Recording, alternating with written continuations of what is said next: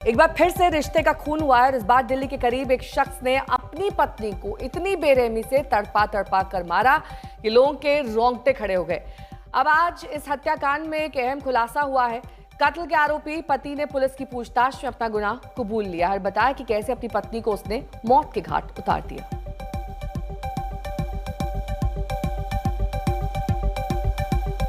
तो नोएडा में ये रिश्ते का कत्ल हुआ है, जिससे पहले हथौड़े से पति ने पत्नी के सर पर वार किया, फिर उसका गला रेतकर उसकी हत्या कर दी। शुक्रवार की यह वारदात है और अब आरोपी पति ने कबूलनामा भी कर लिया है। सेक्टर 15 की यह वारदात बताई जा रही है। पूरे इलाके में इस वारदात को लेकर दहशत है। पति का स्टेटमेंट सुनिए। कह रहा है कि वो सो रही थी, मैंने हथौड़े से सर पर वार किया, वो बेहोश हो गई, फिर मैंने उसका गला रेत दिया।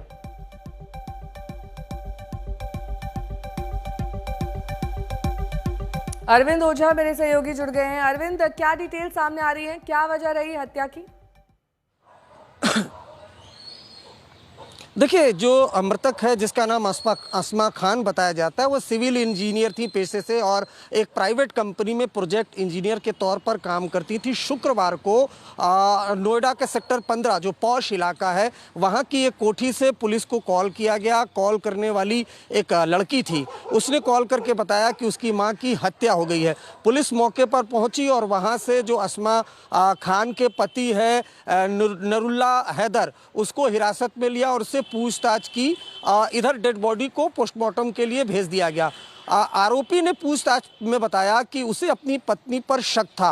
आरोपी बता रहा था पूछताछ में लगातार कि वो हमेशा फोन पर लगी रहती थी, अवैध संबंधों का शक था। इस वजह से जब पत्नी सो रही थी उस दौरान उसने पहले हथौड़े से वार किया, उसके बाद जब वो बेहोश हो गई तो उसका गला रेत करके उसकी हत्या कर दी। पोस्टमार्टम रिपोर्ट में भी यही आया है कि जब भारी चीज से अस्मा खान के सर पर वार किया गया, जिससे वो कोमा में चली गई, उसके बाद गला रेत करके उसकी हत्या कर दी गई। आपको बताऊं, ये काफ़ी हाई प्रोफाइल लोग हैं, पढ़े लिखे लोग हैं। उसकी शादी को एक लंबा अरसा हो गया था, बावजूद इसके एक शक के आधार पर जो पति है उसने बड़ी ही बेरहमी से जो उसकी सिविल इंजीनियर पत्नी थी उसकी घर में बेरहमी से हत्या कर दी। पुलिस ने आरोपी को गिरफ्तार कर लिया। पूछताछ उसमें उसने कबूला कि लगातार उसकी जो पत्नी थी वो मोबाइल पर लगी रहती थी, उसे शक था, इस वजह से हत्याकांड को अंजाम दिया।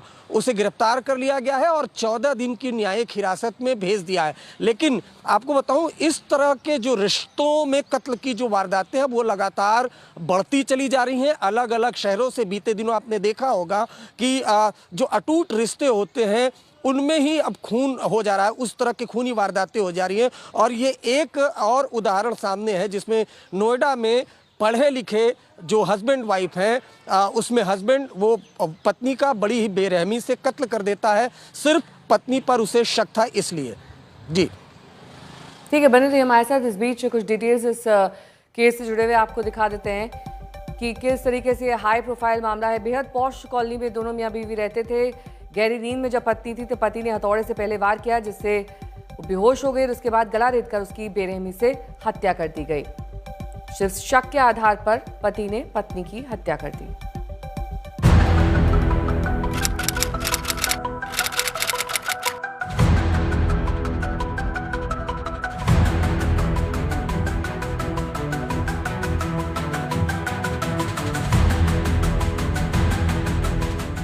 एक बार फिर रिश्ते का खून हो गया, फिर खून खून हो गया पति पत्नी का रिश्ता। अवैध संबंध के शक में पत्नी की हत्या, पहले हथौड़े से मारा, फिर गला रेत डाला।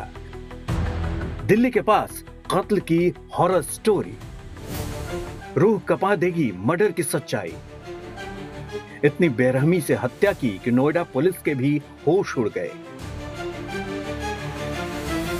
यह घटना दिल्ली के करीब 4 अप्रैल को हुई, जो सुनकर हर कोई हैरान है। 52 साल के एक शख्स पर हत्या का ये इल्जाम लगा है।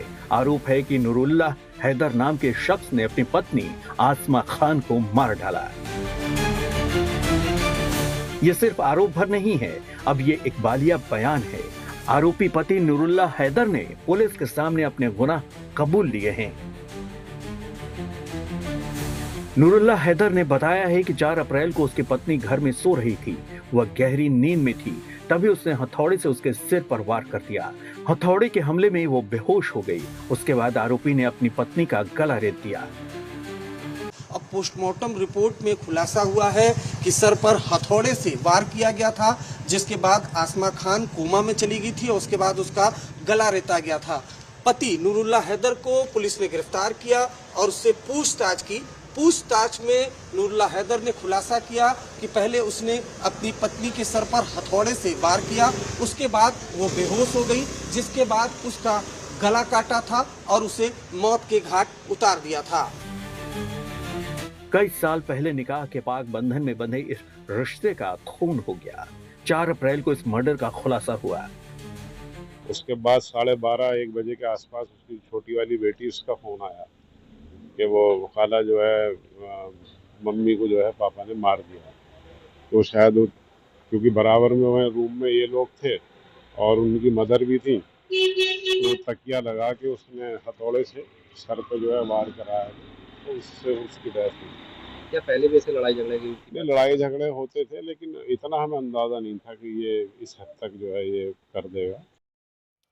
अरविंद ओझा मेरे सहयोगी जुड़े हुए हैं तमाम जानकारी के साथ। अरविंद, सिर्फ शक का ही मामला है या पहले भी किसी और बात को लेकर झगड़े होते रहते थे? कोई और भी एंगल हो सकता है इस हत्या के पीछे?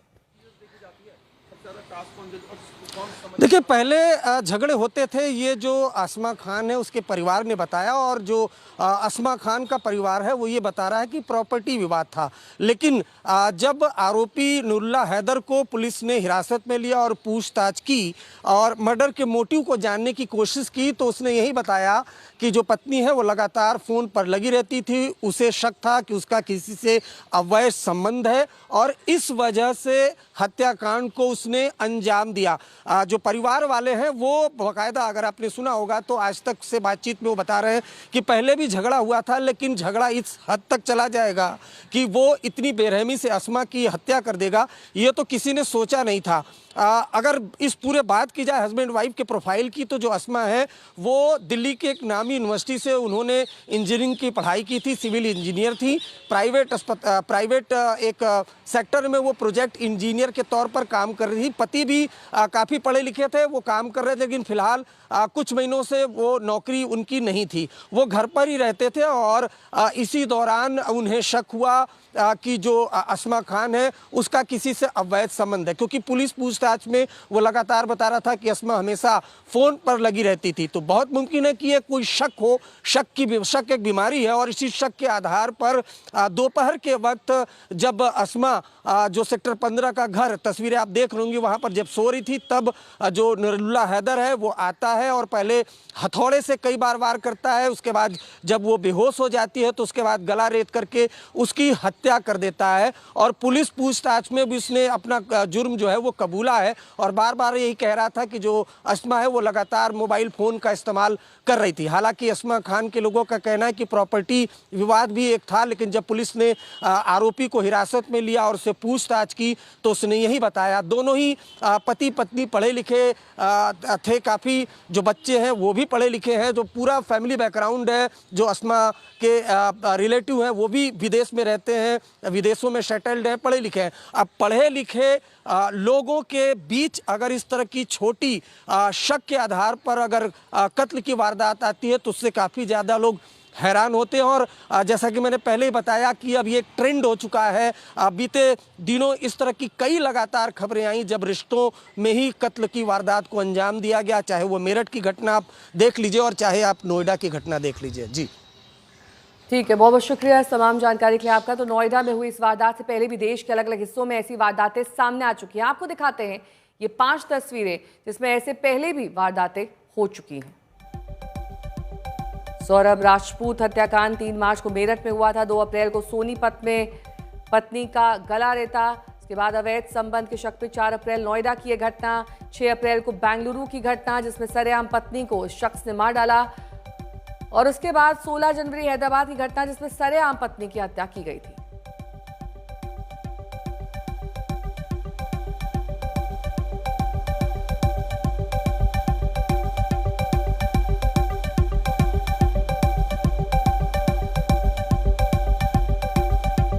दरअसल ये 5 वारदात रिश्तों को तार तार करती हुई।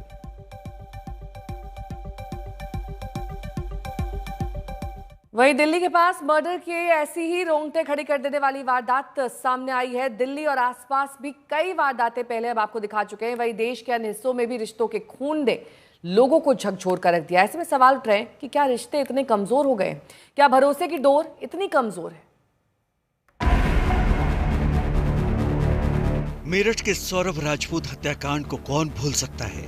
बेंगलुरु में ही 2 दिन पहले एक महिला की हत्या भी रिश्तों के खून का ही एक सच है। सोनीपत में एक महिला के कातिल ने भी रिश्तों पर सवाल उठाए हैं।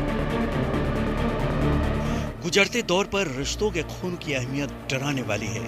ये तमाम मामले न तो पुराने हैं और न ही आखिरी। हर बार देश हैरान होता है। बार बार लोगों के रिश्तों के खून की सच्चाई से खून खौलता है, लेकिन सिलसिला थमता नजर नहीं आ रहा है।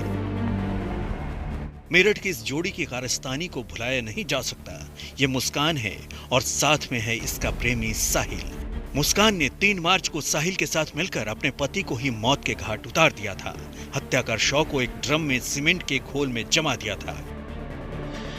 हैरानी यह है कि कत्ल के दोनों आरोपी हत्या के बाद हिमाचल के टूर पर चले गए थे। वहां सैर सपाटा किया, मौज मस्ती की, रील्स बनाए और दुनिया को भरमाने के लिए अपने सोशल मीडिया पर पोस्ट करते रहे। अब एक संगीन वारदात बेंगलुरु की भी जान लीजिए। अभी 2 दिन पहले ही बेंगलुरु में भी एक महिला की हत्या का मामला सामने आया है। आरोप उसके पति पर है। बिल्कुल नोएडा के केस की तरह इस मामले में भी पति को अपनी पत्नी पर अवैध संबंध का शक था। जानकारी के मुताबिक आरोपी का नाम कृष्णप्पा है, जिसे अपनी पत्नी शारदा पर शक था। शनिवार को ही अपनी ड्यूटी से घर लौट रही थी। रास्ते में बच्चों के लिए बिस्किट खरीद रही थी। तभी दिन दहाड़े बीच सड़क पर कृष्णप्पा ने अपनी पत्नी पर हमला बोल दिया और सरेराह उसका गला रेत दिया। पुलिस ने इस मामले में एक को हिरासत में लिया है। 4 अप्रैल को ही हरियाणा के सोनीपत से बर्बरता भरी वारदात का खुलासा हुआ था। जानकारी के मुताबिक वहां एक शख्स साहिल ने अपनी पत्नी को मार डाला क्योंकि वो दूसरी शादी करना चाह रहा था। इसी चक्कर में उसने 2 अप्रैल की रात को अपनी पत्नी निशा का गला रेत दिया और फरार हो गया। आरोपी पति साहिल को जब पुलिस ने गिरफ्तार किया तो उसने हत्या का राज खोला। मृतक के परिवार का कहना है कि दोनों की आपस में अनबन चल रही थी और ये दूसरी शादी करना चाहता था और इस कारण से इसने इसकी हत्या की। जो मृतका है उसकी माता के जान पर एफआईआर हो सकती है। ऐसे मामलों के सामने आने के बाद कई गंभीर सवाल उठ रहे हैं। सोनीपत से पवन राठी के साथ आज तक ब्यूरो।